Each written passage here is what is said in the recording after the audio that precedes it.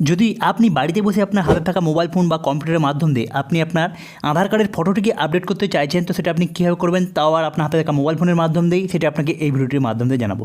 তো ডেসক্রিপশনের মধ্যে লিঙ্ক রয়েছে, আপনি তার উপরে ক্লিক করলেই আপনি এই ওয়েবসাইটটির মধ্যে চলে আসবে। এরপর আপনি উপরের দিকে দেখতে পাচ্ছেন মাই আধার সেকশনের মধ্যে বুক অ্যান্ড অ্যাকনোলেজমেন্ট, এই অপশনটির উপর আপনাকে ক্লিক করতে হবে। যেই ক্লিক করবেন তো আপনার কাছে এরকম একটা পেজ ওপেন হয়ে যাবে। এখান থেকে আপনি কী করতে পারবেন আপনি সমস্ত দেখতে পাচ্ছেন।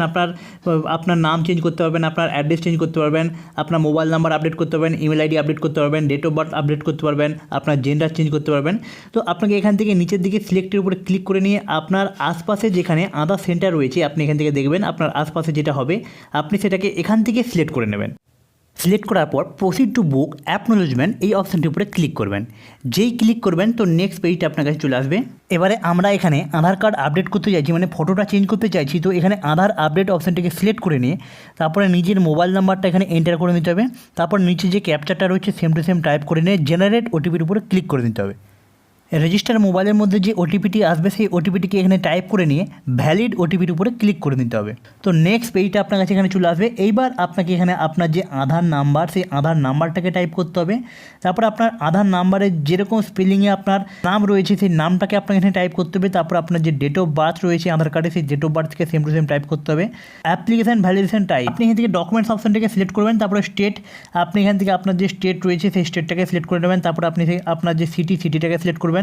তারপরে আধার সেবা কেন্দ্র আপনার আশপাশে যে আধার সেবা কেন্দ্র রয়েছে থাকবে সেটা আপনার কাছে এখানে শো হয়ে যাবে। সিলেক্ট করে নিয়ে আপনাকে এখানে নেক্সটের উপরে ক্লিক করতে হবে। যেই ক্লিক করবেন নেক্সট পেজটা আপনার কাছে এইভাবে চলে আসবে। আপনি এখান থেকে এইবারে সিলেক্ট করবেন আপনি আপনার আধার কার্ডের কী চেঞ্জ করতে চাইছেন। যদি নাম চেঞ্জ করতে চান তো আপনি নাম অপশনটিকে সিলেক্ট করবেন। যদি ইমেল আইডি চেঞ্জ করতে চান তো ইমেল আইডিকে সিলেক্ট করবেন। অ্যাড্রেস চেঞ্জ করতে চাইলে অ্যাড্রেস সিলেক্ট করবেন এবং সেটাকে চেঞ্জ করার জন্য আপনাকে কত টাকা আপডেট করতে হবে সেটা আপনাকে এখানে দেখিয়ে দেওয়া হবে। তো আমরা এখান থেকে কিছু চেঞ্জ করতে চাইছি না, শুধুমাত্র ফটোগ্রাফি চেঞ্জ করতে চাইছি। তো এখানে আমরা বায়োমেট্রিক অপশানটিকে এখান থেকে টিক করে নেব। যেই বায়োমেট্রিক অপশানটি টিক করব তো এখানে দেখতে পাচ্ছেন আপনাকে 100 টাকা আপনাকে কিন্তু এখানে পেমেন্ট করতে হবে। তো এইবারে আপনাকে এখান থেকে যেটা করতে হবে আপনাকে এই অপশানটিকে সিলেক্ট করে নিয়ে আপনাকে নেক্সট বটনের উপরে ক্লিক করে দেবো। যেই ক্লিক করবেন আপনি যে আধার সেন্টার থেকে সিলেক্ট করেছিলেন সেন্টারটি কবে কবে চালু থাকবে আপনার কাছে এখানে শো হয়ে যাবে। তো আপনাকে এখান থেকে আপনার অ্যাকর্ডিং যেই ডেটটি আপনি আধার সেবা কেন্দ্রে যেতে পারবেন সেই ডেটটাকে আপনার এখান থেকে সিলেক্ট করতে হবে। সিলেক্ট করার পর সেই ডেটে কোন টাইমটা আপনার জন্য পারফেক্ট হবে সেই টাইমটাকে আপনাকে এখান থেকে সিলেক্ট করে নিতে হবে। আপনি দেখতে পাচ্ছেন এখানে যেগুলো গ্রিন কালার রয়েছে সেইগুলো এখান থেকে কিন্তু আপনি পাবেন।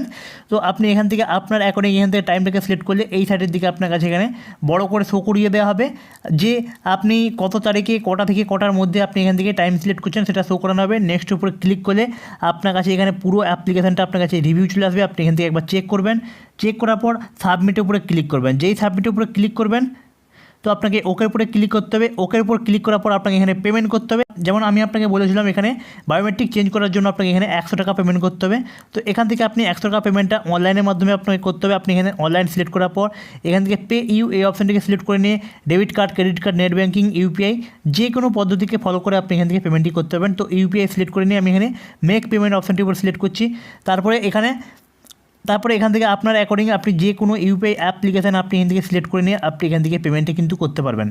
পেমেন্ট কমপ্লিটের পর আপনার কাছে এরকম একটা অ্যাকনোলেজমেন্ট স্লিপ আপনার কাছে চলে আসবে। আপনি এটাকে প্রিন্ট করে আপনি সাথে করে নিয়ে আপনি যেই তারিখ সিলেক্ট করেছেন সেই তারিখে আপনাকে আপনার অরিজিনাল আধার কার্ড, আপনার এই অ্যাকনোলেজমেন্ট স্লিপটা প্লাস আপনি আপনার যে কোনো একটা আদার্স ডকুমেন্টস যার মধ্যে আপনার নাম, আপনার ডেট অফ বার্থ, আপনার অ্যাড্রেস সমস্ত কিছু ঠিক রয়েছে আধার কার্ডের মতন সেরকম একটি ডকুমেন্টস যেমন voter card, pan card, driving licence যে কোনো একটি কার্ড নিয়ে আপনি আপনার সেই সেবা কেন্দ্রের মধ্যে গেলেই আপনি যেই টাইমটি আপনার অ্যাকনোলেজের মধ্যে রয়েছে সেই টাইমটির মধ্যে গেলেই কিন্তু আপনাকে সঙ্গে সঙ্গে আপনার আধারের মধ্যে আপনার ফটোটিকে আপডেট করে আপনাকে কিন্তু একটি অ্যাকনোলেজমেন্ট স্লিপ দেওয়া হবে। ওয়ার্কিং 72 ঘন্টার মধ্যে কিন্তু আপনার আধার কার্ডের মধ্যে ফটোটি আপডেট হয়ে যাবে। তারপরে আপনি খুব সহজেই ইউআইডিআইয়ের অফিসিয়াল ওয়েবসাইটের মধ্যে থেকে আপনি আপনার আধার কার্ডটিকে ডাউনলোড করে নিতে পারবেন অথবা আপনি আপনার পিভিসি আধার কার্ডের জন্য অ্যাপ্লাই করতে পারবেন, যার জন্য আপনাকে 50 টাকা পেমেন্ট করতে হবে।